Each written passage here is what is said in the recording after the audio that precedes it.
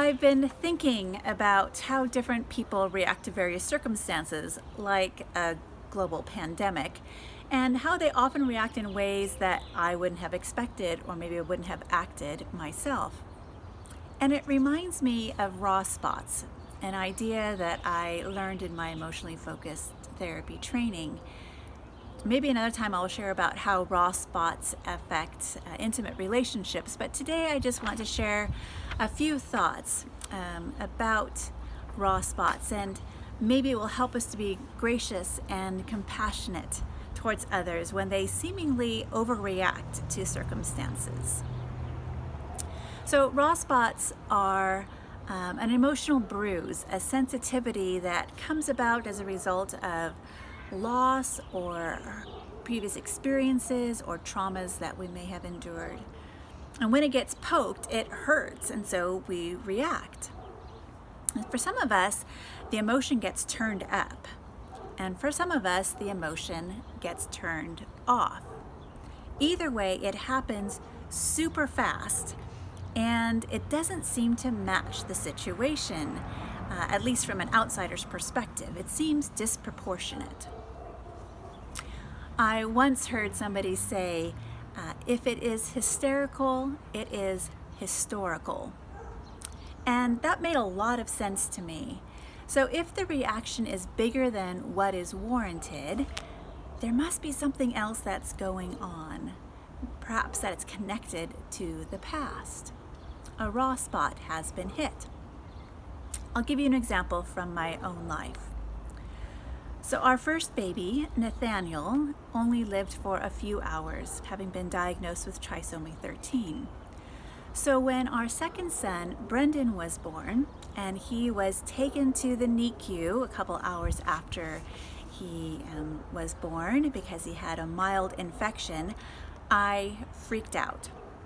So as the really kind NICU nurse was wheeling me there, I was panicking and I was crying, and she probably had no idea what was going on.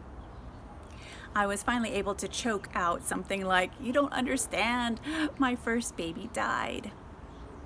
And she was really compassionate, and she showed me Brendan, who looked absolutely massive in this tiny incubator, having weighed 9 pounds, 9 ounces at birth. And he looked like a giant, especially compared to all of the precious preemies who looked like they barely were larger than my hand. But in that moment, I wasn't able to think logically, because when that raw spot hit, all I could remember was my loss. When we see others overreact, we often respond in unhelpful ways. So we can be quick to judge and label them as crazy or immature. We might get frustrated with their emotional response because it's not logical, it doesn't fit the facts. We might even be tempted to explain to them how they are wrong to feel that way, which, by the way, never works. We also might get mad at them and punish them for their emotional outburst or their shutdown. And while we are responsible for our actions and what we do when a raw spot is hit, it doesn't mean that we are wrong or bad for having this emotion, for having these raw spots. That's just what it means to be human, and it's really normal. So here are some ways that we can respond that could be more helpful when we witness this emotional shift that occurs in ourselves or maybe in other people. First, we can remind ourselves this might be a raw spot that just got touched. Dan Siegel talks about how we name it to tame it. We can pause and try to see it from their perspective, given their particular history. We can also invite the other person to share, to explore and be curious about what makes this so painful or difficult for them. We can show compassion by listening. And then we can also recognize and validate how their reaction makes sense given their past. When we feel heard, we feel loved.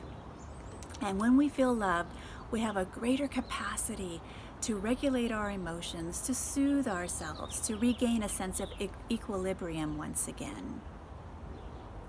So may we respond with compassion and grace the next time a raw spot gets touched, whether it's in ourselves or in somebody else.